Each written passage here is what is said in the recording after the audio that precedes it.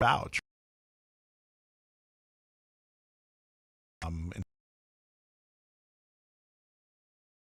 In a situation. So with the fresh is very my mind is with him pretty. I burst out.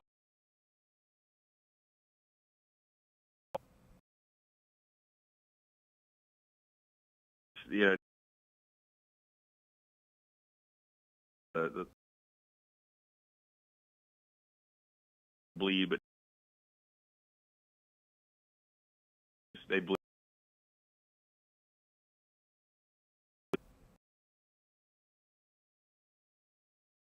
this year.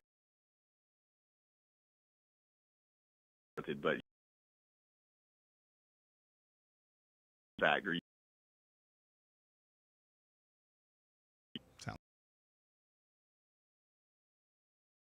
Yeah, back.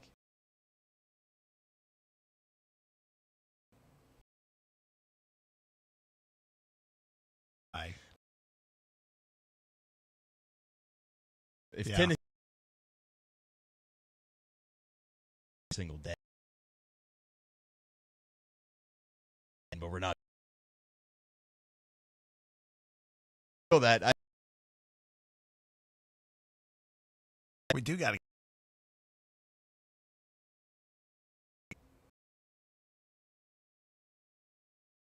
Not even there.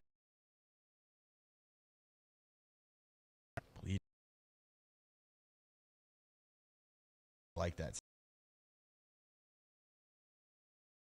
Agree.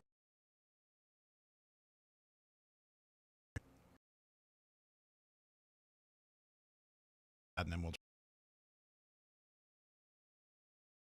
be right back. And it's under.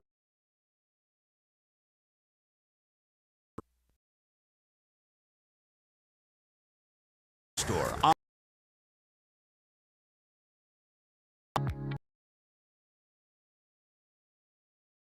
Break or Thursdays. At Knoxville 53 Knoxville Smile. Knoxville live music. Favorite place. And they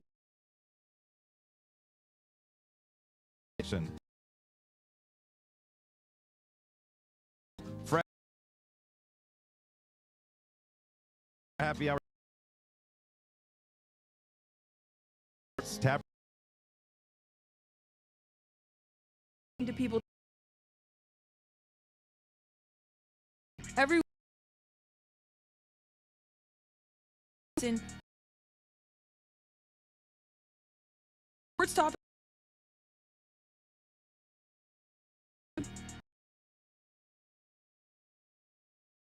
Money. Week.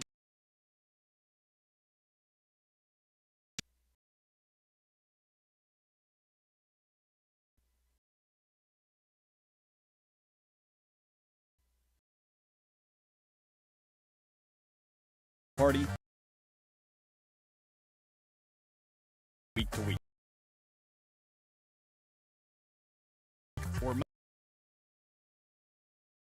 Welcoming environment where you feel like family. Our state-of-the-art facilities are designed with your comfort in mind, and our friendly staff is always ready to address your questions and concerns. Don't wait any longer to achieve a beautiful smile you deserve. Schedule your appointment at Knoxville Smiles today and take that first step towards a healthier, happier you. Call us at 865-539-1776 to book your appointment today, or just visit our website at knoxvillesmiles.com.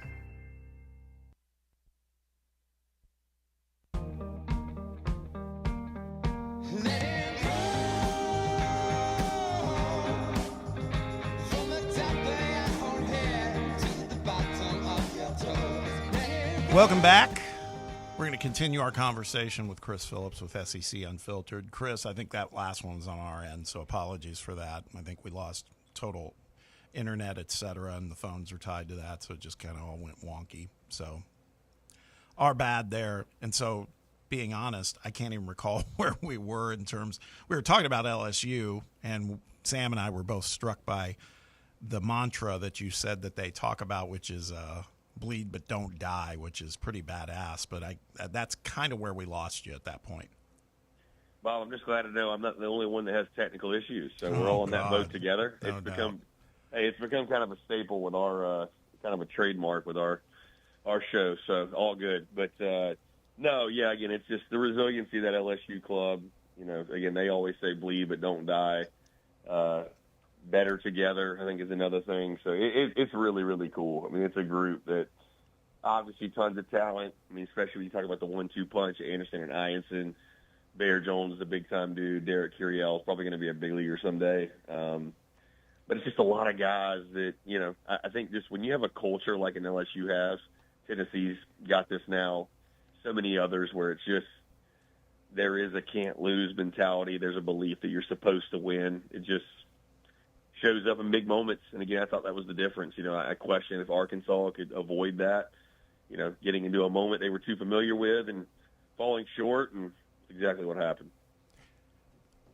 The national title storyline now, Chris, I feel like is just really, really interesting. Is Coastal Carolina trying to get their second national title in program history, and they'll be facing off against Jay Johnson again this time. You know, Jay Johnson will be in a little different uniform, but I want to just kind of get your top-line thoughts on that final. We know it's an elite pitching staff for Coastal. It should be just an elite pitching weekend all around with what LSU brings to the table, but kind of feels like the difference maker for Coastal so far here in Omaha is their offense has been on a different level kind of compared to what they were at in the regular season. Oh, and be nice, man, with Coastal.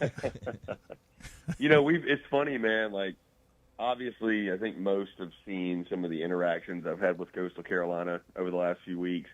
All the interactions have been really positive in person here. Their fan base has been great. We've had a couple laughs over it. We've shared some Jell-O shots over it. You know, it's all in good fun, just talking ball and talking trash. But, yeah, I mean, listen, that Coastal Club's a really good team. I mean, they pitch it at an elite level. I think LSU is going to need Cade Anderson and Anthony Ianson to be their very best over the weekend. And, you know, you're going to have to scratch out a few. And, you know, I think if you score 4 or 5 runs, you're probably feeling pretty good about your chances to win. I think that's both sides. So, yeah, there's a lot of storylines. I'm curious, like, is Coastal going to be the favorite? Because, I mean, they haven't lost in 2.5 months. But then again, you've got the juggernaut in LSU that is going for their 8th national championship and the big bad SEC team. You guys mentioned Jay Johnson going for revenge. LSU's going for revenge. They got knocked out in that Super in 2016 by Coastal Carolina in Baton Rouge. So there's a lot of LSU folks that wanted this matchup, and I selfishly wanted this matchup too. So it's personal for a lot of reasons. Talking with Chris Phillips with SEC Unfiltered, this is where it gets interesting for me. I've seen it before, obviously, with Final Fours in basketball, et cetera. Kind of the fan composition in the stadium, because now you're down to 2 teams. You've got LSU, who will likely dominate the composition in that stadium. But how big is the Coastal Carolina turnout from your perspective being there? It's been solid. Not bad, certainly, but like you said, when you're comparing against the way Arkansas and LSU both traveled, it's just no comparison, honestly. And I do agree with you that stadium is going to be painted purple and gold. I had so many people texting me that are LSU fans or cover LSU. Hey, man, I'm coming into town. I'm flying in. Like, they're about to send the infantry up here to Omaha. So, you know, it's been a solid turnout, no doubt, for Coastal. You definitely don't miss the teal and black, but it's going to be purple and gold all weekend. I mean, you're going to hear Colin Baton Rouge. You're going to hear TIGERS, everything all over the stadium. Some others that I can't say on the air. So it's going to feel like an LSU home game, that's for certain. I feel like the game one is really just the most pivotal game in this one. Seemingly with both of these teams getting some rest now, you're going to get, you're going to get Cade Anderson going for them for LSU. You're going to get Morrison going for Coastal. It feels like does that game one kind of feel like that's just going to be whoever wins that game kind of feels like they'll win the series just with how strong each team's pitching is? I would agree. Yeah, I mean, I think they're huge. I think for LSU, if you go to a game three, obviously, I think you feel confident, especially if you don't use him. Kason Evans can go out there and, give you another big-time outing. You saw what Zach Cowan did last night, like Chase Shores. You got other options, but, man, with Cade Anderson, Anthony Ianson going back-to-back days, you just mentioned the game one, and Morrison's elite in his own right. I do think it's a big opportunity for this LSU lineup, too, because we're going to spend a lot of the next 48 hours talking about how dominant Coastal's pitching staff is, and it's, LSU's got a good lineup. They're really inconsistent at times, and they can go ice cold on you. But, I think they'll have a chip on their shoulder to go out and say, hey, as good as this pitching staff might be, we can swing it a little bit. But what's so fascinating, too, man, it's just two teams, I think, at this point, that feel like they can't lose. I know LSU lost a game in the regional, but, when you get to the point they are, how much you've been winning, I think LSU, again, it's LSU baseball. They feel like they're supposed to win, right? They're supposed to win a national championship. You got a Coastal team that, hasn't had to bounce back from a loss since the middle of April. So, yeah, I think taking game one, punch from the mouth, setting the tone, I think is huge, especially when you have your ace in the mound, and Cade Anderson. You expect to win. So, and I expect them to win also. So it's, getting ahead 1-0, putting the pressure on them is just massive, and I think they know that. So, Chris, how long have you – has it been a week now that you've been in Omaha at this point? Yeah, we got here late Wednesday of last week, and we'll stay throughout the entire thing. So it's crazy. We've been here over a week, but the time has flown by. It's so much baseball, so much out and about. We've had some, which is really fun today. Obviously, we'll have an off day. We're trying to figure out what's going to go on with that, but no, it's been a really good time. Nice. Well, listen, as always, man, appreciate you spending time with us, even if we had to chop it up into multiple segments today. So we appreciate you, man. Hope you have a great final weekend, and we will talk again soon. Let's hit a break, one quick one before we come back and wrap up hour 2 of the show. Stick around. It's Under Review on Fan Run Radio. 105.7 FM, 1340 AM. Online at fanrunradio.com and streaming on the free Fan Run Radio app. This is Fan Run Radio, Knoxville. A brand built in Tennessee and born from the love of the game. Inward Half revolutionizes golfing comfort. Crafted by a former pro and dedicated enthusiast just like you, our luxury performance wear guarantees you stay cool and comfortable through every swing and every day. We're not just a brand. We've set out to create a lifestyle for those who understand that impeccable style and premium performance are a hole-in-one. Enjoy the walk-in with Inward Half.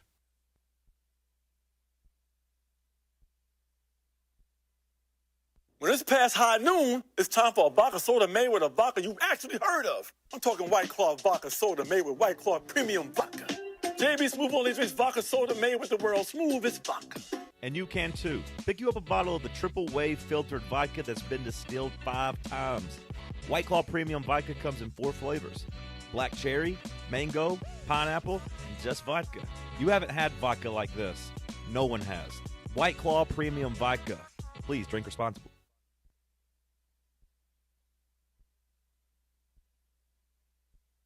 Your tax refund belongs to you, not an identity thief. Over $6 billion in tax refunds were flagged by the IRS for possible identity theft last year. If you're in a bind this tax season, LifeLock can help. They monitor and alert you to identity threats you'd miss on your own, even if you're careful with your personal information. And if you do become a victim of tax-related identity fraud, LifeLock has U.S.-based restoration specialists ready to help solve your identity theft issue. Plus, all LifeLock plans are backed by the $1 Million Protection Package, meaning LifeLock will reimburse you up to the limits of your plan if you lose money due to identity theft. Let LifeLock help protect your financial info. So the promo code is HERD, promo code HERD, to save up to 25% off your first year. LifeLock.com. Identity theft protection starts here.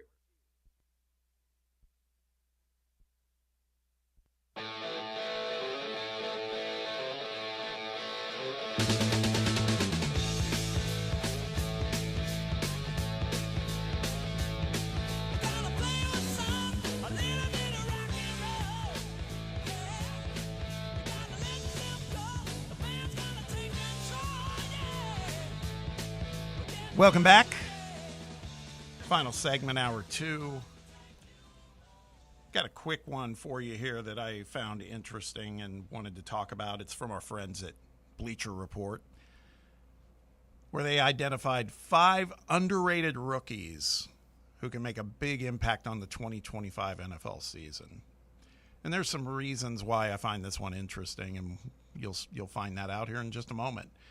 But basically, it's not it's not Cam Ward. It's not the guys that you expect in the first, really for the most part, even in the first round of the NFL draft. It's more guys who are picked later in the draft that could do some damage. We've seen it happen before often in the NFL in particular because of the value of draft picks, even when it gets down to 3rd, 4th, 5th round. So they identified some guys. First one on the list, Sam, was Jimmy Horn Jr., wide receiver, Carolina Panthers. Guy that could benefit working with Bryce Young. He just got done working with Shedeur Sanders, so might be getting a little upgrade at quarterbacks. I like Jimmy Horn a lot. He's got a really good story too. Hard worker, a guy that I in terms of breakthrough rookies. I think this is definitely a guy that could find himself just like a late round. Did he even get drafted? I feel like he might have been undrafted, or maybe 6th round, 5th round, something like that. 6th round pick. Yeah. So definitely a kind of a late round steal. But I think he's a guy that could definitely kind of find himself with a role on that wide receiver core, just because, I don't know, I feel like it's not a very strong wide receiver core outside of Tet McMillan, who they went out and got in that first round, but kind of piecing it together other than that with Xavier Legette and guys like that. So I think he could find himself with a pretty good chance to break out there. Yeah, I mean, I liked him too at Colorado, I got to say. Second on the list, this guy, all I can remember, good player, but he kind of contributed to a reputation that Georgia was starting to get with drops and everything else. But Arian Smith, wide receiver, who got drafted in the 4th round by the New York Jets. The guy's obviously a talent. There's no question about it. Didn't he have like a ton of drops for Georgia last year? That's what I was saying. Yeah, that's what I'm saying. It's can he get over that? Because the guy's obviously measurable as all the other things. Elite speed, decent size, all those things. Yeah. The Jets need receivers. But, yes, that's what I was just getting at, was the drops with Georgia. That's all I could remember about him, honestly. Yeah, I don't know if I like this one as much as Jimmy Horn. Said that he's been spending extra time on working on the jugs machine in the offseason to cure his case of the drops that plagued him last season at Georgia. So, again, that's what they're saying. Like, if he can cut down on the drop passes, his path to being an impact rookie will be pretty clear. Comparing with Jameson Williams. Is that right? Yeah. Okay. All right. Well, which is interesting, but I'm interested. Yeah. I'm interested. Okay, I was saying this one I might have been wrong about. I don't think he was a first-round pick, but maybe I'm wrong. Tate Ratledge? Definitely wasn't a first-round pick. Okay. Detroit Lions have Tate Ratledge, and, again, 24-year-old college graduate coming into the NFL. Look, it's sexy to talk about some of the first group of guys we talked about, Jimmy Horn, Arian Smith, got a couple others here in a moment. Ratledge could be one of those guys, man. When you're building a house, man, there's foundation pieces, and offensive line is obviously key for all these NFL teams. He's going to be starting for the Lions, I think. I mean, after Frank Ragnow retired, just out of the blue, kind of in the middle of the offseason. Played guard all the time at Georgia, but I think he's a guy, and throughout his time at college, Kirby Smart, anybody around that program was saying this dude's a leader on the field, in the locker room, in the just in the position group rooms and stuff like that, watching film and everything. I would imagine Tate Ratledge is probably the center for the Lions here at some point. Maybe he doesn't start at the very start of the season, but I'm not going to be surprised at all to see him being a mainstay starter for these guys coming in for a majority of the season, honestly. Yeah. Lions depth chart says right guard right now. Yeah. So that's what he played in college. So, yeah, it makes Graham sense. Glasgow's the center, yeah. The last two, I think we're going to like. Sam in particular will like them. The first one is a former Vol, Dante Thornton, Las Vegas Raiders. Wow. As they wrote here on Bleacher Report, the Las Vegas Raiders offseason should be categorized as a home run. They found their present quarterback to help elevate their offense. They hired a highly experienced coaching staff with Super Bowl experiences. And they made great decisions during the draft. Ashton Genty, of course, in the first round. But they also, as they wrote here, tripled down on adding offensive weapons with wide receivers Jack Beck and Dante Thornton Jr. If he stays healthy, I think Dante Thornton has got a lot of promise in the NFL. I mean, there's not a whole lot of guys out there that are, 6'5", 200 pounds that can go run a 4.3 40 type of thing. I mean, what he's got, just God-gifted athleticism, is there's not a whole lot of guys out there. Like, I feel like, I know Jameson Williams is maybe a little smaller than him, but I feel like Dante Thornton kind of has the Jameson Williams type comparison of just a guy that can kind of take the top off of the defense. You saw him at times here at Tennessee. I know that him staying on the field consistently was kind of an issue with him, and maybe some quarterback issues. But, you get into the NFL where I would imagine Geno Smith is going to be a much better deep ball thrower than any of the quarterbacks that he was throwing, getting thrown to here at Tennessee. I think if he can stay on the field, man, I think he's got a chance to really carve out a role in the NFL. Yeah, a correspondent with the Raiders report, obviously covering the team, said that Thornton is already beginning to receive reps with the first-team offense. So, and we've talked about this before. He's going to look badass in that Raiders uniform. Yeah, he will. Silver and black. Love it.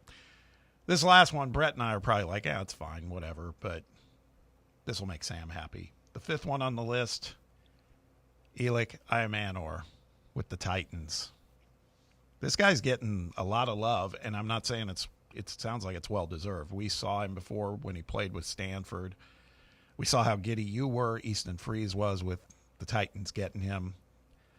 You think he's going to make an impact, immediately?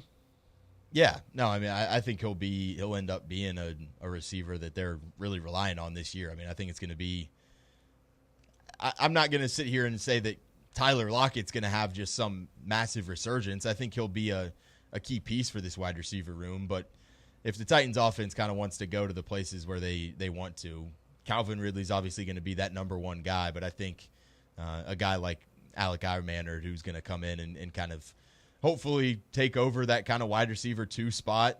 I mean, he's been making a lot of waves from people that I've been reading, reporters back in Nashville. Obviously, we've talked to Easton about him. And, there's a lot of excitement around him. I mean, he's a guy who's got a really nice frame, got speed, tracks the ball pretty well as well. I think this is a guy that you're going to find to be a pretty consistent target for Cam Ward early on in his career. So, I mean, makes me excited that he kind of continues to kind of get that rub from people as well. And you just answered my question I was going to ask you, because I said Elik. I go, is it Elik or Elik? So it's Elik? Yeah. Okay. Elik Iamanor. Something tells me we'll be saying that name a decent amount this coming season. Going to have to get used to doing it for sure. Yeah. All right, that wraps up hour 2 of the show. We're going to hit a quick timeout. When we return, we got midday headlines, all sorts of wacky stuff going on in news and notes around sports. Sam will have those for you. We'll also have Jack Foster in hour 3 joining us to talk some Tennessee baseball, some comings and goings, with the highlight on goings with some of the pitching staff. Again, not big names, but it's numbers, and we'll talk about all that with Jack in hour 3 too. Stick around. We'll be right back. It's Under Review on Fan Run Radio. 105.7 FM, 1340 AM. Online at fanrunradio.com and streaming on the free Fan Run Radio app. This is Fan Run Radio, Knoxville. You're listening to FM 105.7 and AM 1340, WKGN Knoxville, and W289CU Knoxville. Fan Run Radio. We really need to get some branded stuff. Shirts, hats, promo items, something professional. I mean, we could just find a website and order a bunch of it ourselves. You could, but you're taking a big risk. You don't know the quality, the fit, the timeline. It's a roll of the dice. Yeah, I guess, but isn't that how everyone does it now? Not the ones who actually care about how their brand looks. Look, if we're putting our name on it, it needs to be done right. We need SM Athletics. SM Athletics? Yeah, they specialize in working with businesses like ours. Apparel, hats, promo gear, but real, customized stuff. They actually care if it turns out right. Probably a lot better than getting stuck with 100 t-shirts with crooked logos. Exactly. Plus, they'll walk you through everything. Sizing, colors, material, so it matches the image we're trying to build. Makes sense. What's the name again? SM Athletics. Trust me, if you want to look like a real company, not a flea market stand, this is the move. If you're serious about your brand, work with people who are serious about getting it right. SM Athletics.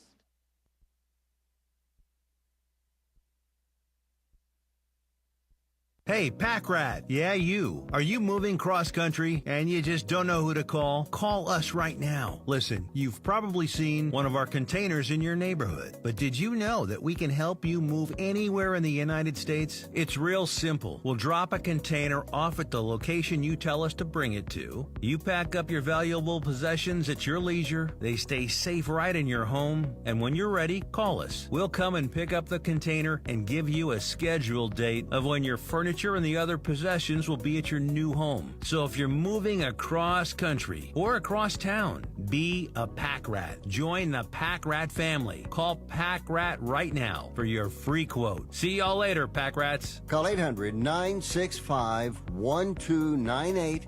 800-965-1298. 800-965-1298. That's 800-965-1298.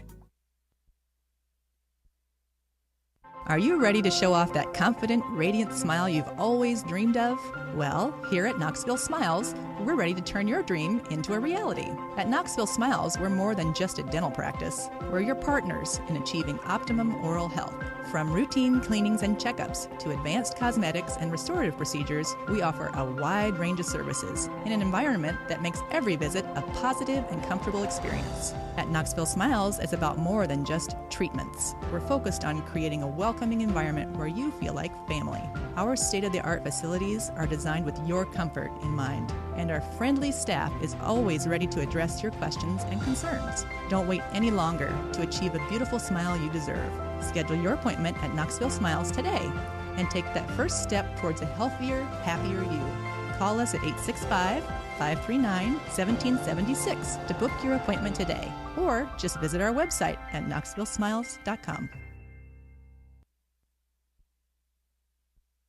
Hour 3 of Under Review starts now.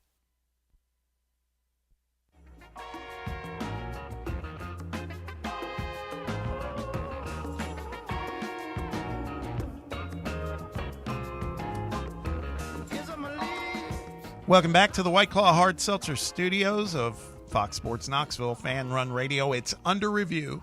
Bob Baskerville here with Sam Beard, Brett Hollander, coming your way on a Thursday. Talking about it all. Appreciate you spending time with us, giving us a listen. You can also be a part of the program on a live basis. You can give us a call. Phone lines are open, or you can drop us a text. Text box is open. The same number works for both. Area code 865-966-3435. That's 966-3435. You can also reach us over on X at Fox Sports Knox. Got lots of things happening in the world of sports. Transactional, criminal, all sorts of things. Midday headlines are on the way right now. Compliments of my guy Sam Beard.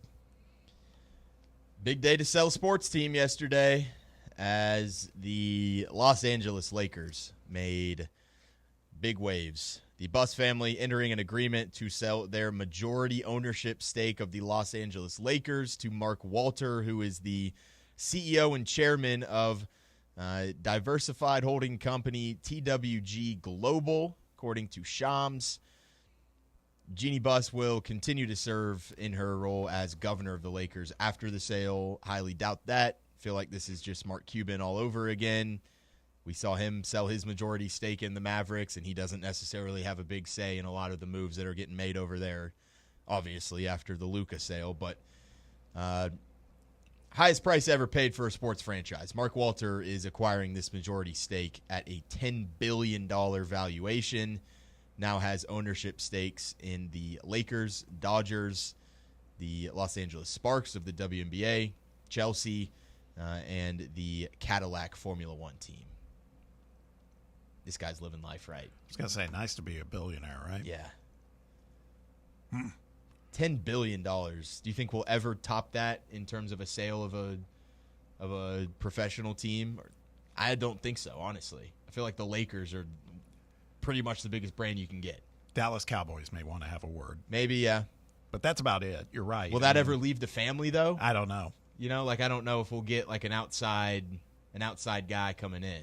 Yeah. I feel like that'll be like Jerry Jones on his deathbed, like, you better not give this team to another family. Probably right. No, that's fair. That may not happen. You're right, though. I didn't really think about the Cowboys. I think that would probably be the only one that could top it. Yeah, I can't imagine another one. And, boy, talk about return on investment, right? Jerry Buss bought it for like $670 million. No, $65 million. Yeah, I think that's what it was. $65 million. So not too bad. No, they did okay. Not too bad. If I'm Jeannie Buss, man, yeah, if they want her to run it, that's great. If they don't, boy. Okay, fine with me too. Yeah, go take $10 billion. Do you know who she's like? I think she's engaged to Jay Moore, the comedian. Really? Yeah. Huh. There's all sorts of video floating around of him, and it's like, boy, he just hit the jackpot too. Yeah, he did. Better lock that one down. Yeah, no kidding. Like the Celtics are a massive brand. They sold for $6 billion last year. Was that last year? Yeah. Yeah, I mean, it's like you think of, those are the two biggest brands in the league, maybe outside of the Knicks, and it's like $6 billion. Lakers they absolutely blew that number out of the water. I'll tell you what, speaking from experience as a Dodgers fan, if you're a Lakers fan, this has to be a good development because this guy that just bought it, he'll spend money. He will absolutely spend money. And the Lakers do too, but I don't think they're spending at a level that some of the other franchises are at this point. No, 100%. And it kind of felt like, I don't know, maybe that was just more of like me trying to remember kind of those mid-2000s years, obviously with Kobe and everything, where they were just, felt like they were always in the mix of everything. But, yeah, I think you're right. Like, the Dodgers are a team that luxury tax, all that stuff, he's just like, screw it. I'll go pay more money. We'll figure it out later. Just get me all the best players in here, as many as we can, I guess. Yeah. More sale news as MLB related now. The Tampa Bay Rays announced that they have begun exclusive negotiations concerning the possible sale of the team. Rays statement identified the interested group led by Patrick Zalupski, Bill Cosgrove, and Ken Babby as the prominent Tampa Bay investors. No further comments would be made from either party during the discussion. Zalupski is a Jacksonville developer, signed a letter of intent to purchase the Rays in a deal that values them at about $1.7 billion. Letter of intent is not a purchase agreement and doesn't guarantee the completion of the deal, they said. But I would say the ball is officially rolling with the Tampa Bay Rays. I think this one gets interesting if you're wanting a Nashville MLB team. That the Rays have always been floated out as kind of that team. The Rays or the White Sox have kind of been those teams that have been floated out in terms of Nashville maybe getting the rights to that team and stuff like that. Definitely one to monitor. Yeah, I was just sitting here, when I saw this last night, my first inclination was, the guy's based in Jacksonville. Could they be moving there? But they don't really – there hasn't been much of any sort of grassroots talk about baseball in Jacksonville. There sure has been in Nashville. Yeah, yeah. So, yeah, they've got a whole group of Yeah. guys already kind of working at that whole thing and trying to get that thing nailed down as quick as possible. I do think it's interesting. I think if you're in Tampa and you're a big Rays fan, you're probably sweating this one a little bit because I'd say there's as good a chance as there isn't that they could be moving. It's probably a 50-50 deal. Yeah. Particularly with their stadium situation and everything else. Big day in sports sales, big day in traffic as well, as the Cleveland Browns rookie quarterback Shedeur Sanders was cited by police early Tuesday morning, 101 and a 60. Said they stopped him at 12:24 a.m., driving 41 miles an hour over the speed limit in his black Dodge TRX truck. Saw a great tweet. It was saying, 101 and a 60, not the furthest he's been, not the furthest he slipped or something like that. They said he should have gone, he was going like 144 and a 25, someone was saying, with his draft stock slipping. That's funny. Was selected by the Browns in the 5th round. Must either pay a $250 fine for the 4th-degree misdemeanor or fight the ticket in court on July 3rd. Cam Ward would never, Bob. No. The fact he's doing it in a truck, I mean, you got to do some work to get a truck up to that speed. He was having some fun. He was definitely having some fun. I'm sure it's got some juice to it. I was going to say, it's probably, he said a Dodge. It's probably got a Hemi. He's got that thing souped up for sure. He's got that thing souped up. Another scumbag getting a driving ticket. Former Purdue star Zach Edey, also driving 101 in a 55. He was in like a Kia or something like that. Yeah. How the hell does Zach Edey even fit in a Kia? I don't know. I'm just like, that's what caught my eyes. Like, dude, you're a pro athlete making so much money. Head's probably through the sunroof. Yeah, he looks like, it's like Mr. Flintstone. Incredible, like when he gets smushed into that car. That's probably what Zach Edey looks like. Rocking a Sportage, running around. Kias are fine vehicles. I got no issue with them, but it's just Zach Edey in it. Exactly. A 7'4" professional athlete. It's just odd. Kia's a great car for a perfectly normal-sized human, but Yes. putting a 7'2" monster in there. Yeah. Apparently the cops let him off. 2 free throws. I was going to say the Tennessee fans have been like, they finally called a foul on Zach Edey. I get it. That'll never go away. Never will. Speaking of Memphis, did you see all this stuff about what Stephen A. Smith said about Memphis? He's doubling down on it, it feels like. God, what a moron.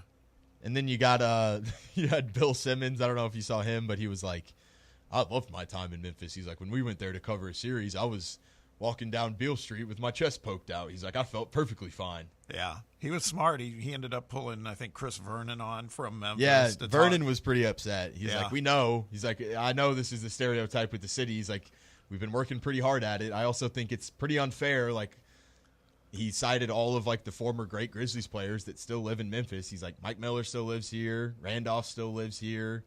He's like, Gasol's the only guy that really forced his way out of Memphis, and that's because he like was refusing to tank, basically, type of thing, and that's what we were doing. And so isn't like Chicago terrible too? Right, Like, people aren't there's like signing up to go to New Chicago Orleans, right now. There's Chicago- plenty of other cities. Chicago's the capital. Yeah, of they all have this so stuff. much like gun abuse and Yeah. murder rate, everything else. Like Detroit has always been. Yeah. Like, I honestly struggle. thought Memphis had kind of been dialing it back a little bit. I mean, I'm sure it's still dangerous in parts, but like I think in terms of like Everywhere's murder dangerous. capital of the country and stuff like that, I don't think they're up there right now. Maybe I'm Everywhere wrong. is dangerous these days. Yeah. See, Can't that's go but anywhere. that's okay. That's if I was Zach Edey and if I had a brain, I would have been like, man, I'm just trying to get out of Memphis. It's not very safe. Well, no, the I was trying to it was speed his in way out. Indiana. It was in West Lafayette. Yeah, he got pulled over yeah. there. Okay, well that wouldn't work. yeah.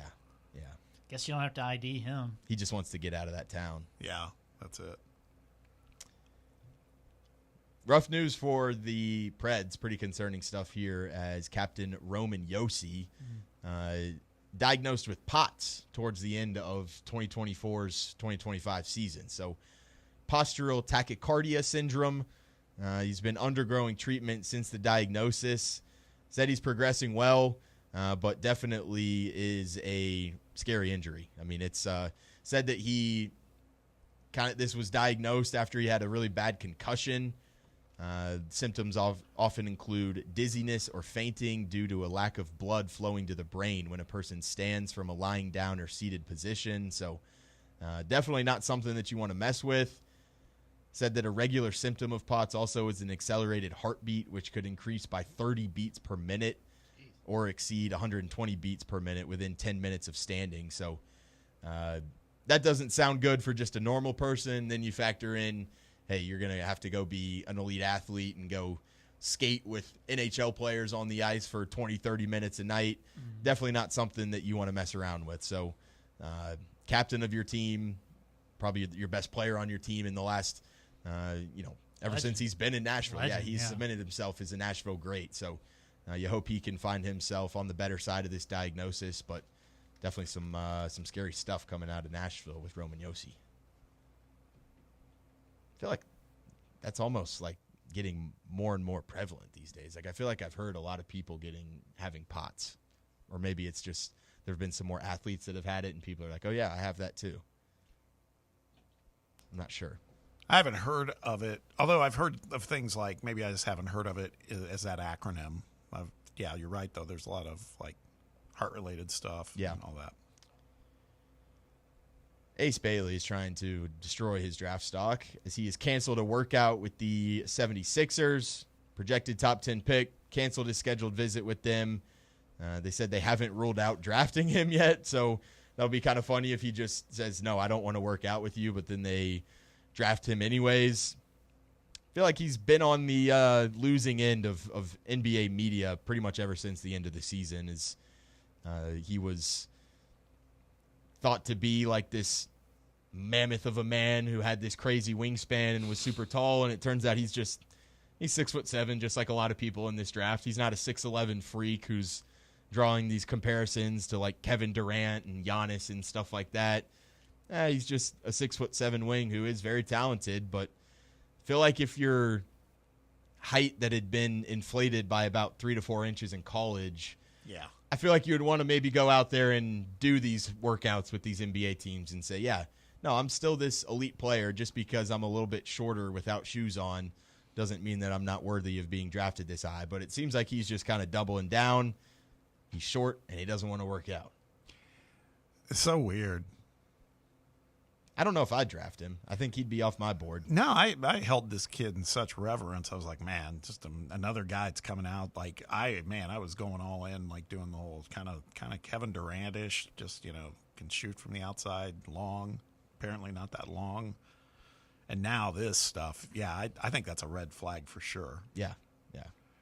If he makes it if he makes it through the halfway point of the draft, then you start thinking, okay, you got to take a shot. Yeah, ceiling's too high for me to not kind of take a chance here, but I'm agreeing with you here. NFL news, little reunion in Baltimore as the Ravens have signed Jair Alexander, him and Lamar Jackson back together after they were teammates at Louisville. Now we'll be playing together in Baltimore. Inked a 1-year deal worth $6 million, according to Jeremy Fowler of ESPN. 28 years old, at the height of his career, was one of the best corners in the NFL, and then over the last couple of seasons has really battled injuries, has appeared in only 14 games over the past 2 seasons. That resulted in the Packers releasing him. Ravens feel like they're doing a really good job of signing just like older players that were stars in the game at once and then now have kind of just fallen off a little bit. Feel like this is I was talking to John yesterday as I saw this on the Pat McAfee show. Jair Alexander feels like Marcus Peters 2.0 for the Ravens whenever they signed him a few years ago. Interesting. Yeah, the Ravens. This could be genius by the Ravens. Oh, yeah. It could absolutely work out, and he's healthy, and it's just another like really great corner that they add to the roster. It's a very low-risk move, I feel like, for them. Yeah. Get a proven veteran in the building for $6 million. $6 million at the end of the day isn't killing you all that much for him. So, saw some picture of Derrick Henry, too, at the Ravens OTAs, and he just looks even bigger every single year. He needs to go into like bodybuilding or something when he still retires. looks 25. I know. Yeah, he doesn't really age. Yeah. Yeah, he definitely does. I was just gonna say that he doesn't look like he's aging at all. Yeah. Scary dude. Lastly, here, a little bit of college basketball news as Michigan State forward Caleb Glenn suffered a torn patellar tendon, will miss the entire season, according to On3. Was a transfer from FAU, averaged 12.5 points a game and 5 rebounds for them. So was definitely going to be a key contributor to Michigan State. Said the plan is for him to redshirt this upcoming season, get that medical redshirt, be able to have another year of eligibility. Tough news for Tom Izzo and Michigan State. I feel like they didn't really go out and hit the portal like all that hard. They lose a couple guys to the portal. Right. This was one of the guys that they went out and got, and they're already losing him with a torn patellar tendon. So we'll see if Tom Izzo can kind of make something out of nothing a little bit here this year. I feel like his time's starting to dwindle down there. It's just the NIL game and keeping track of all this stuff, I feel like is probably getting pretty exhausting to him. Yeah, it sure feels like when I think of him and Barnes, it feels like Barnes is going in one direction, Izzo's going in the other. Yeah. And because Barnes is adapting. Hell, man, he's going after class? What's this Hampton kid? Is he class of 27? I think he is 27. Yeah, I forgot to mention that in headlines. Yeah, the Spears guy, we mentioned him. Yeah. Swagoo's little boy, not so little. Yeah. But yeah, man, I mean, obviously got a mint. Yeah, I'm feeling good about how we're looking there. Now we just got to go and convert and not be the Dave Van Horn of college basketball. Exactly, yeah. Reoffered by Tennessee. Hampton was? Yeah. Interesting. I don't know why we took the offer away in the first place, but he's been reoffered, number 2 player in the class of 2027, according to 24/7 Sports. So, yeah, definitely a guy that you could build around in the future. Maybe he's trying to find his next Nate Ament. Never sleeps. Rick Barnes always on the hunt. Definitely. Definitely. About it for me. All right, Sam, good batch. Always love to see some kids getting arrested. Just any kid? Or Well, just for being I know, it sounds a little bad. No, they're just, honestly, in this case, they're kids with power, but they're being kids. And, you know, speaking as someone whose son has he hasn't gotten cited for that kind of speeding, but he's made some mistakes behind the wheel. You learn. You don't. I might have done it myself way back when. You don't do it again usually. Yeah. So. Yeah, they just released the body cam of him getting pulled over. Shedeur? Yeah. Send that to me, They Brett. show him his watch. I love body cam No, footage. they said he was apologetic and I was going 101. Yeah. Check out my watch. Can you send that to me, Brett? Yeah. I love body cam footage. All right, let's hit a break. When we return, go back to some college baseball. Not Omaha. We might get some thoughts from this guy on what's going on in Omaha, but also just a little check-in on Tennessee baseball, because just yesterday alone, just in one day, we watched 3 relief pitchers walk out the door. They're transferring. Some, not a surprise. None of them are ones that have got us clutching our pearls. But like to get a little lowdown on it. We got the guy who can do that. It's Jack Foster with Rocky Top Insider and Omaha Productions. He'll join us on the other side. Stick around. We'll be right back. It's Under Review on Fan Run Radio. For the fans, by the fans. This is Fan Run Radio, Knoxville. Hey Knoxville! Surfside iced tea and vodka, made with real brewed tea, is only 100 calories, 2 grams of sugar, with no bubbles and no troubles. That's right, 0 carbonation, so it's easy to sip and enjoy. Headed to a game day or party at a friend's house? Bring an iced tea or lemonade variety pack from Surfside, or try their green tea and new raspberry tea vodka. Find the can with the sunset stripes this season. Surfside iced tea and vodka, sold at bars, restaurants, and stores near you. Surfside iced tea and vodka, sunshine in a can. Must be 21 or older. Enjoy responsibly. Where are the best ribs in the Volunteer State? Rickard Ridge. Who has the best barbecue catering packages in East Tennessee? Rickard Ridge. And where is the most beautiful setting to enjoy a meal with family and friends? Rickard Ridge. Rickard Ridge Barbecue. Just a quick ride up I-75, take exit 134, hang a right, and Rickard Ridge is on your left, just inside Cove Lake State Park. Hi, I'm Dr. Mike Costa at Knoxville Smiles. Here at Knoxville Smiles, we're all about making it easier for you to see the dentist. That's why we're now open until 7 p.m. on Tuesdays and Thursdays. If going to the dentist in the morning or during normal business hours doesn't fit your busy schedule, come see us a little later. Call 865-539-1776 to schedule your appointment, or just visit us online at knoxvillesmiles.com. Smile brighter with Knoxville Smiles.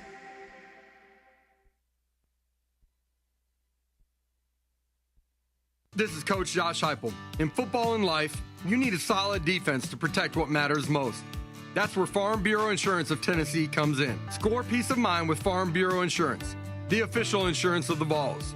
They're your line of defense. FBITN.com. This is Baseball VFL Cody Brown. Farm Bureau Insurance is the official insurance of the Tennessee Vols. I'm here to be that line of defense for all your insurance needs. Give me a call at 865-992-3871 and go Vols. Are you looking for a treat that will knock it out of the park at the next watch party? Just like your favorite baseball team, Crumble brings the best lineup week to week with an expanded roster that includes key lime pie, strawberry cake, or my personal favorite, Monster featuring M&M candies. Let Crumble treat you to the best cookies in the game. Download the Crumble app and start earning rewards. You can even vote monthly on what flavors you would like to see at any store of your choice. Warmer weather is here, so get to the ballpark, but don't miss the cookies.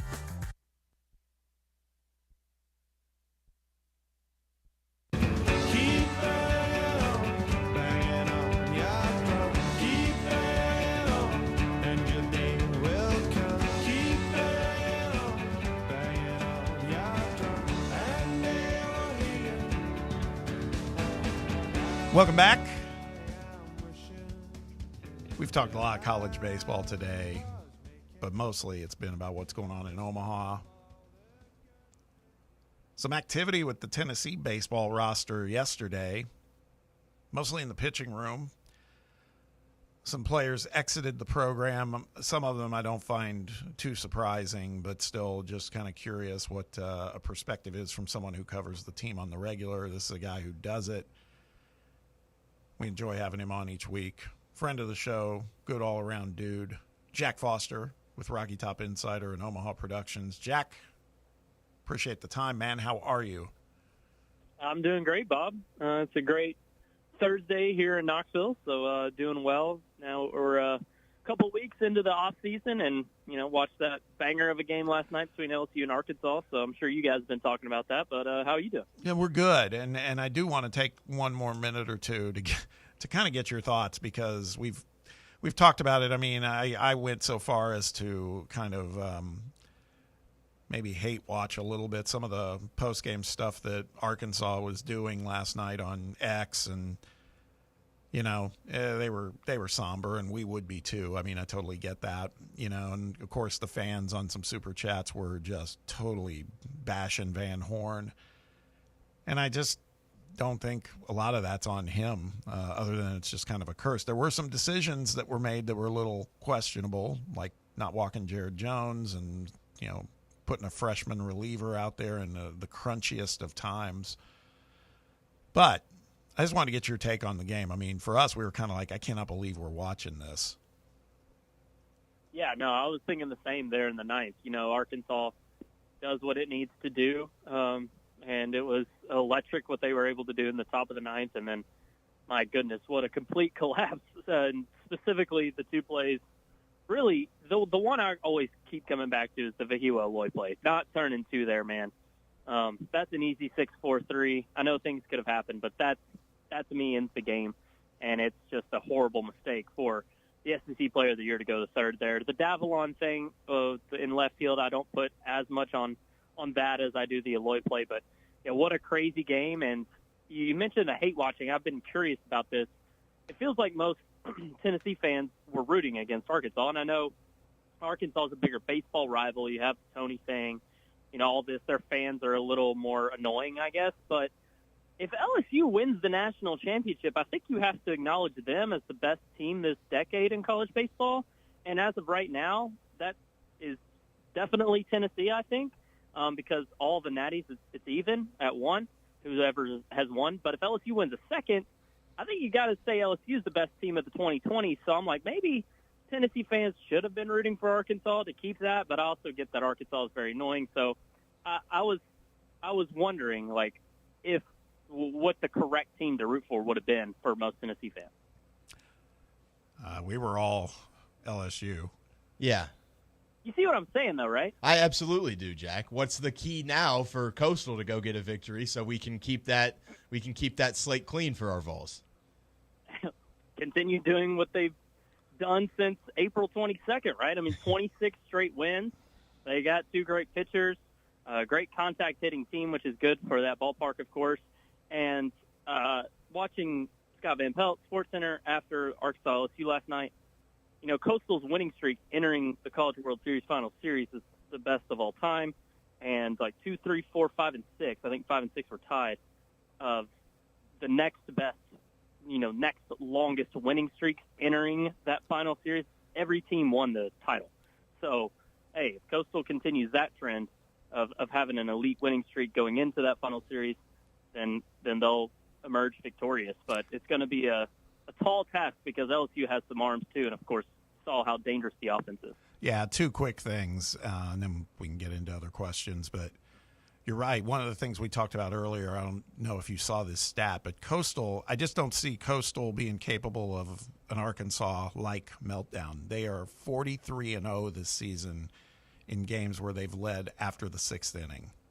I mean, it's just incredible. Crazy. And the other thing is, I think we're all with you in that we're not guys that buy into this SEC pride stuff. I know that this is a chance for the SEC to claim their 6th consecutive College World Series title. I don't care. Right. I want Coastal to knock them out. Yeah, I think you definitely. And you know, maybe if it was I don't know what other SEC team Tennessee could potentially root for, but yeah, definitely an LSU to where, you know, they're a heavyweight and they're someone you're constantly competing against year in, year out to see who's best. Yeah, I would be rooting for Coastal big time just to make sure you can still keep that, you know, title of best team this decade, because if LSU wins a second chip, it's hard to say that. Couple arms moving out of the bullpen for Tennessee yesterday, Jack, as you got a trio of guys, Banky, Austin Breedlove, Bo Revord, who I feel like I follow Tennessee baseball pretty close, and I hadn't really recognized the name Bo Revord, so that one didn't move me all that much. But is there any sort of concern level in losing some of these arms? It felt like there was still a little bit maybe left in the tank with a guy like Breedlove. It felt like he was a consistent midweek arm for you, but doesn't really feel like Tennessee's losing a whole lot here on paper. Are there any sort of concerns about losing any of these guys? No, I'm with you. You know, the Revord, I think he had some talent to him, and, you know, you never know with guys who never play what they could become, but not one you're going to lose sleep over. Binky, same way to me as far as a guy who, yeah, he could get a couple of outs here and there maybe, you know, if he progresses, but he's entering year 4. You kind of know what he is at this point. He's a lefty specialist role, but not someone that's going to be a top bullpen arm at all. I think the upside was pretty capped with him. Fine pitcher, but, you know, it's a guy who still showed he struggled in midweek games. So I think you largely knew what Binky was at this point. And then Breedlove's the biggest one of these three, clearly. He was so efficient in the midweeks, and he was Tennessee's best midweek arm all season long, he and Michael Sharman up there. And, you know, he had some solid moments against SEC hitting, the Arkansas trip, namely, to close the regular season in Fayetteville. You know, he had some all right moments, but it wasn't consistent enough. Didn't feel like he was all that trustworthy. So, again, not losing sleep over an Austin Breedlove entering the portal, although I think he could have become something. It definitely wasn't a guarantee, though. We're talking with Jack Foster, Rocky Top Insider, and Omaha Productions. Buddy, I know you're hurting on this, but we got to talk about it for a second. You know where I'm going. Loy boys. Loy boys fall down. Yeah. Sorry, one out. Sorry for your loss, man. But no, seriously, did this one surprise you? I mean, based on what we're hearing, that he had an expectation he wanted to be a weekend starter, and it sounds like the Vols weren't up for a guarantee of that. You just feel like Surprised or not surprised by his decision? Moderately surprised. I'm more surprised than not for sure. I didn't think Loy would feel he was in a position to, make sure he'd get a guarantee to start. He had a fine season, excellent first half of the year. But, I don't disagree with Tennessee's, thought process of saying, hey, we can't guarantee Dylan Loy's starting role. Certainly Loy's the type of guy who could compete for one. I don't think anybody was saying he couldn't do that.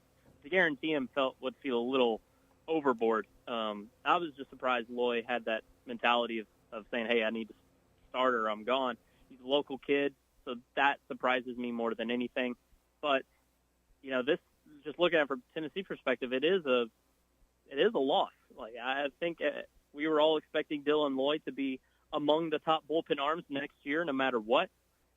Certainly one of the top left-handed options, and Tennessee's the two portal guys they've gotten that will definitely be on campus next year are righties. So the left-handed options there's not a lot. And you look at the starting pitching options with Coons and Krenzel, both are righties. So, the fact of being left-handed, I think, kind of makes it a little more bigger of a deal than it is on the surface. But yeah, it's a tough loss for Tennessee. I think Dylan Loy's still a talented pitcher. Wish him the best, of course. Hope he can do great at his next stop and what will presumably be a starting role. But yeah, a little surprising to answer your question. That pitching staff getting a little bit more thin, even though, we're kind of saying that it might not be some arms that are going to be high leverage guys. I know we've got an elite recruiting class coming in with a bunch of guys that have draft risks, guys like Cruz Schoolcraft, Cameron Appenzeller. Is there anybody in that freshman class coming in that you feel like maybe isn't a draft risk but also has potential to kind of make an impact on this team as a freshman, somebody like a Tegan Coons or somebody like that?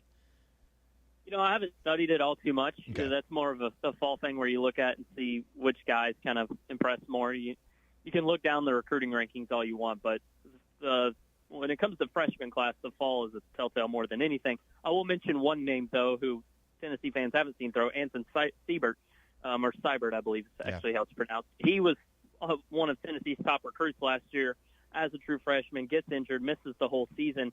He'll be back, and I don't know if he's the type of guy that could compete for a starting role. We'll see how healthy he is and how effective he is, but a very talented arm, no doubt about it, and a guy to keep an eye out for to see how he does in the fall if he's ready to go and how much noise he can make, because that's a talented guy that hasn't taken the mound yet in Orange.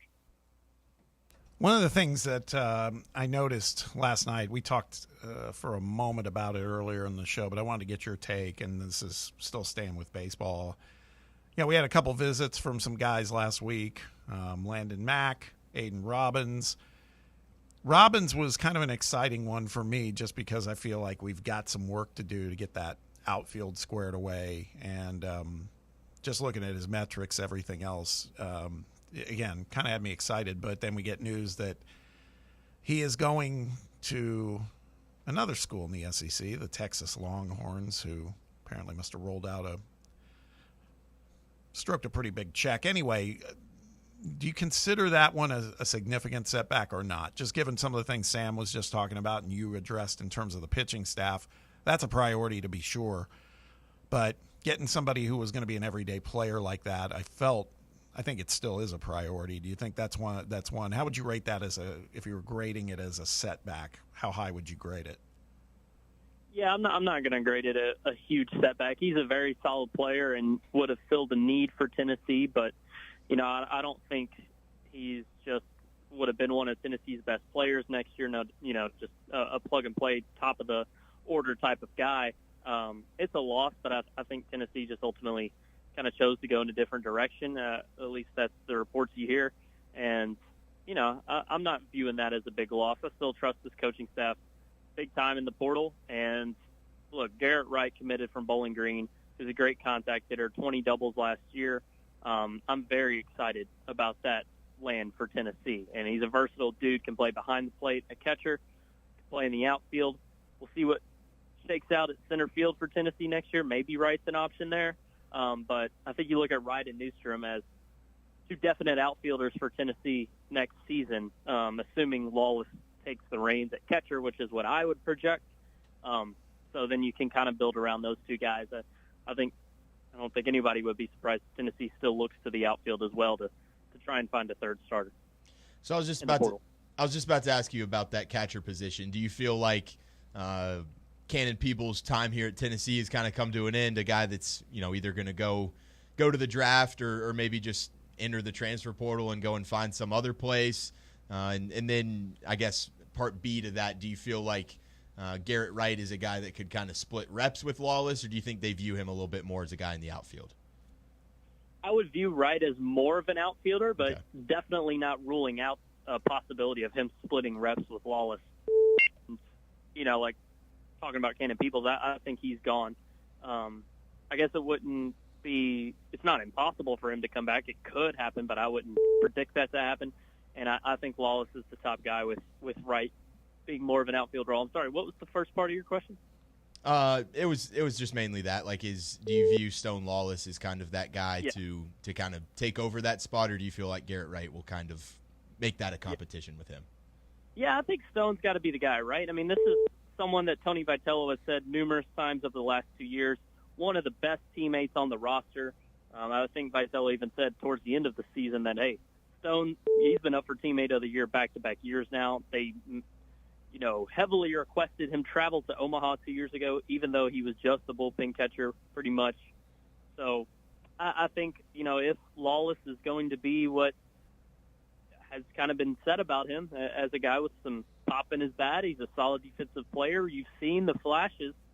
It got pretty inconsistent as the season went along last year, especially at the plate for him. But, I have optimism that he can be a good option and a solid piece towards the bottom of that order and definitely capable defensively. So I'm putting faith in Stone as of right now. Let's jump over to football for a second. Just a couple quick questions. I wanted to get your take on the fact that, just recently Tennessee they're apparently back in the Tristan Keys sweepstakes, so big 5-star recruit possibility there. Get him to come our way would be a big deal. And then we just got news of Savion, is it Hitter or Hitter? Sam's nodding his head yes to Hitter. 5-star running back in the class of 26. He's going to be visiting Tennessee as well. How's that make you feel from a standpoint, you do your fair share of covering college football too, now that we're gravitating into that season? And there's been back and forth on what this Tennessee team's going to look like heading into the fall. But, boy, if we're in the mix for these kind of skill position players, that gives even me a little bit of sheepy vibes. Like, okay, man, we could be on track here with something really big. What are your thoughts on these? Love the sheepy term there, Bob. Yeah. I think it's necessary because of the uncertainty at the quarterback spot. And, really moving forward, for this program, I think until Faison gets to campus and probably even year 2 of him, there's a little bit of quarterback uncertainty. We'll have to see what McIntyre looks like, if Merklinger can improve. So to put a priority on position players, I think is a good thing. And it's not something that has really worked out well for the Heupel recruits. Like, you look at the guys that Heupel has brought in since he's been at Tennessee, their receiving room has taken a huge drop-off since the likes of Hyatt and have left. The running back room's always been solid and arguably just had its best player in Dylan Sampson last year, and I like the guys Tennessee has in that room this year. I'm a big Deshaun Bishop guy. Love the way he plays. I think Lewis is solid. Star Thomas had a good season at Duke a year ago. So, but bringing in these types of guys you're talking about, potentially these 5-stars, blue chip recruits at position players, would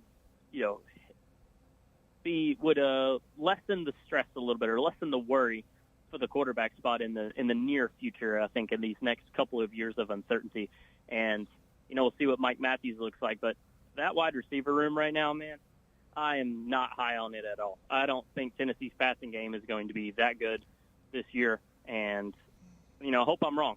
Mike Matthews is the X factor there. Can he take a step and be great as a sophomore and live up to his 5-star recruit ranking? We'll see. Well, you want to get our guy Chase Thomas going. Talk about the wide receiver room. Yeah, right. I mean, you guys could have a point counterpoint that could go on for probably an hour on that one. But Chase thinks Boo Carter should have 80 catches this year. That's Yeah. what he thinks. Yeah. Well, we might need it, honestly. I was going to say, we might need it, honestly. Hey, listen, man, as always, appreciate you spending some time with us. I know you got a lot going on today, too, so appreciate you carving out a little bit of space to chop it up with us. Let listeners know where they can follow all the stuff you're doing, man, because you are a busy guy. Yeah, at Jock Foster Media, you can follow me on X. Now that baseball is over, I'm shifting more, or not more, but I'm just spending more time, I guess, doing the Omaha stuff with the 3 shows I work on, SV Pod, a lot of golf content this time of year, a lot of NBA Finals stuff, and maybe some college baseball this next week. Always college football. Greg McElroy coaches interviews this time of year. Mina Kimes show, looking ahead to the next NFL season, ranking offenses and defenses. Lots of fun stuff over at Omaha Audio. So appreciate it, guys. Hey, real quick, as we go out, I saw Mina post something. She's doing like some event in Seattle. Is that going to be something that's going to be recorded, or is it just a live event? Do you know what I'm talking about? Yeah, it'll be a live show, and it will be recorded and posted at a later date. She's done a couple of these so far since she's, her show joined Omaha, and there definitely will be more. She loves doing live shows, and I actually will be going to that. So it'll be a very fun time. Late July in Seattle. Did not think I'd be doing that, but it was a pleasant surprise this week. That's awesome. All right, buddy. Well, again, thank you for the time. Hope you have a great weekend, and we'll look forward to talking to you again somewhere down the line. All right. Thanks, Bob. See you. See you, Jack. See you, Jack. Oh, man. God, if we could get some of those 5 stars. If you go finish off that class right, that Faison Brandon class is loaded. Yes, sir. Potentially. Be 13-0, man. Well, you got to think with some of the decommitments yesterday that happened at the wide receiver, like something's going on there. So you got to feel good about that. That's a good point. Because he was a 4-star guy, probably going to go to Miami now. So yeah, maybe something there. Yeah, it's very interesting. And Hyder, or whatever his name is, this is like his 4th visit. I mean, yeah, you're right there, hard. And there's another 5-star lineman. I mean, you could have one of the best classes ever possibly coming in with Faison Brandon. It's crazy. It's good though. It's very good. All right, let's hit a break. Final break of the show. When we come back, we will talk about what's on tap tonight. It's mostly NBA Finals, and then I might share a few excerpts from the Arkansas postgame coverage last night from some of their fans. I'm not going to lie. It's that's the part that's entertaining. I kind of like seeing some other fan bases coming undone, because we sure do it. We know we do it. We're not alone. I promise you. We'll talk about all that when we return. Stick around. It's Under Review on Fan Run Radio. Can't get enough Fan Run Radio? Download the free Fan Run app and take the best Tennessee sports conversations with you wherever you go.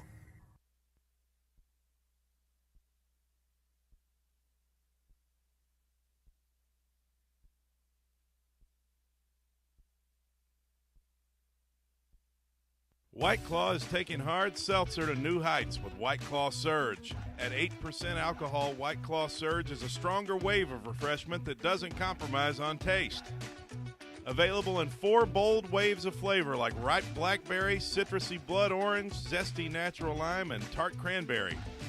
Check out your favorite retailer in-store and online for the White Claw Surge Variety 12-pack and 16-ounce single-serve cans. White Claw Surge. Please drink responsibly.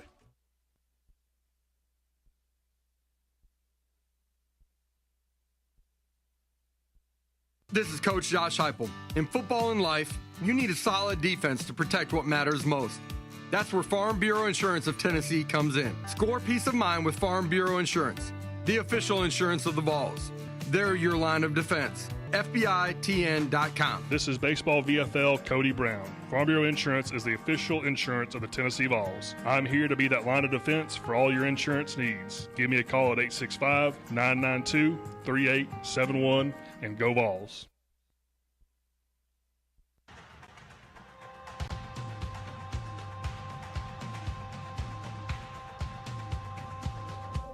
Get ready for it.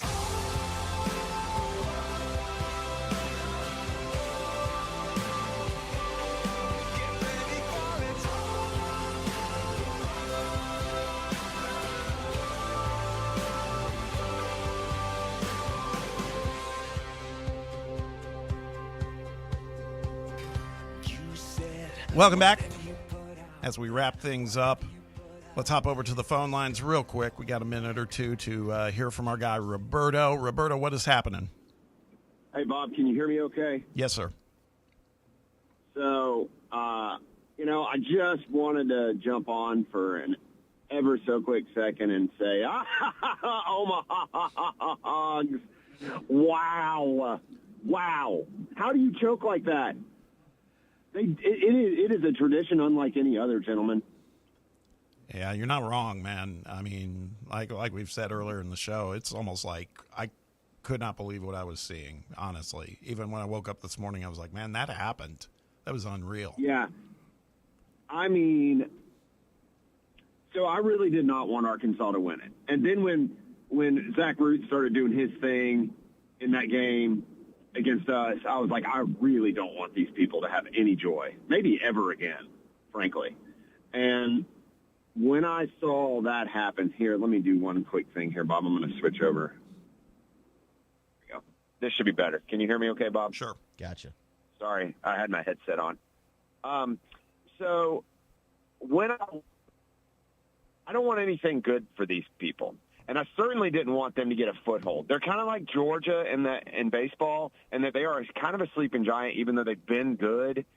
They just can't ever get it to the top of the mountain, right? I mean, I can't remember the last time they won an SEC title. Was it like 19, maybe? Because I know Tennessee and Vandy won the last 4, and there wasn't one 5 years ago. I can't remember. It doesn't matter. All I'm getting at is I think Dave Van Horn is cursed.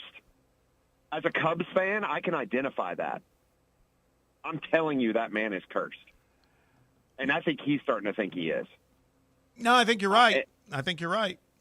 It feels like Arkansas baseball is Sisyphus. He's just pushing the boulder up the hill, and it just continues to roll just right back onto him. That's a good one. They're certainly not Atlas, that's for sure. I don't feel bad for them at all. Now, for some of their fans that are decent humans, I feel bad. But for their team and the individuals on their team and the way they acted against us, ironically, the way we've acted for years, we were the grown-ups in the room, and yet we were still getting blamed as the bad guys and getting, warnings and such. I'm just so glad that they just – man, I've never seen a team implode like that. That Davalon guy, that's a hell of a ball player right there. And he made arguably the worst play of the tournament. You could argue that one or Vahiva Aloy, who's supposed to be the best player in college baseball, not taking the easiest tailor-made double play he will ever have and taking an L because of it. I mean, I'm not kidding. He should lose Player of the Year for that reason alone. Like, who's going to win Golden Spikes? All of them stunk this tournament. All of them. Yeah, who's going to win it? I don't know. Votes are already in, though. Yeah, I mean, the biggest wow moment was probably Liam Doyle, coming in relief against Wake. So maybe that carries some weight. I don't know. It's just really interesting. But, guys, I'll leave you with this. So I wanted to make fun of them, ha. I do not want LSU to win it, but this is the best possible case scenario for Tennessee because LSU winning another national championship is just – it's like Alabama in the 2000s winning another national title. Like, of course they did, right? Yeah. I look at – sorry. Hello? Yeah, you got us. Sorry, man. My phone keeps acting up. I apologize. The last bit is I think that Coastal has more than a puncher's chance. I think that if you can get them, I think it was plus 250 or plus 155 this morning, like you're going to make money. I really think that LSU is not as good as Coastal right now. It's weird to say that, and Coastal's this little Punch and Judy team from the Sun Belt. They're not, though, guys. They have some absolute ball players, and they have professional arms starting off this thing, and they are fresh. And I think they're going to bust LSU in the mouth. I think it's going to be a 2-game sweep. I don't think LSU has a puncher's chance. Sounds weird, I know. But I think that Coastal is actually the team that should be favored. It's really weird. Have a great day, guys. Thanks for your time. See you, man. Yeah, real quick, I got to read a couple of these because it hits home. We've been there before. These are comments from people last night on this post game. DVH needs to retire. He can't get it done. 10 College World Series appearances, 0 championships. Both Tennessee schools did it. Both Mississippi schools did it. DVH can't. Another person, DVH has got to go. They press too hard. It's time. Another one, it's a fool's errand to believe the Hogs will ever win a natty. If tonight doesn't prove it along with 2018, nothing will. 2 easy plays and an epic choke.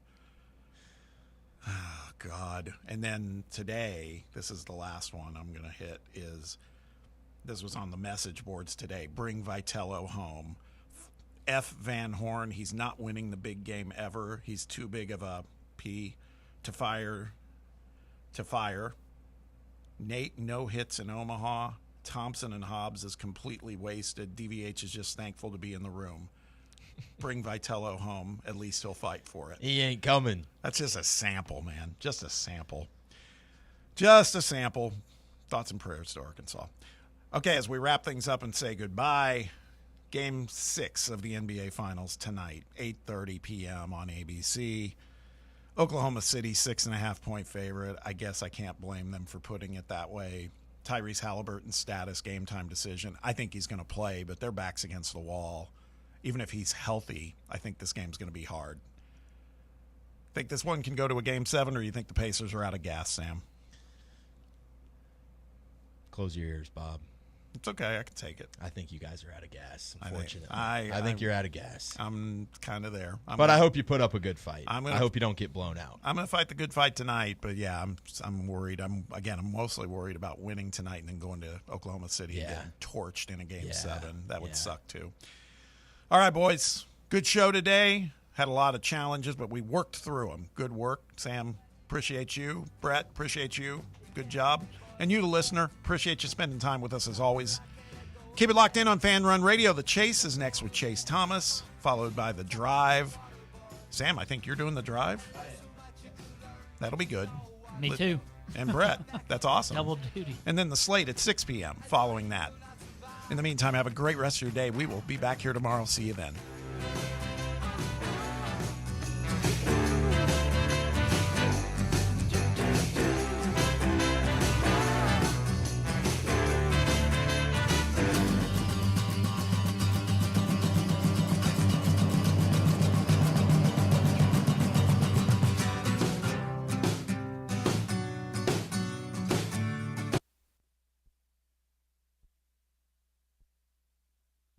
When it's past high noon, it's time for a vodka soda made with a vodka you've actually heard of. I'm talking White Claw vodka soda made with White Claw premium vodka. JB Smooth only drinks vodka soda made with the world's smoothest vodka. And you can too. Pick you up a bottle of the Triple Wave filtered vodka that's been distilled 5 times. White Claw premium vodka comes in 4 flavors: black cherry, mango, pineapple, and just vodka. You haven't had vodka like this. No one has. White Claw premium vodka. Please drink responsibly. We really need to get some branded stuff.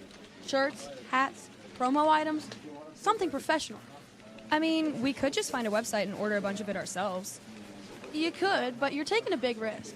You don't know the quality, the fit, the timeline. It's a roll of the dice. Yeah, I guess. But isn't that how everyone does it now? Not the one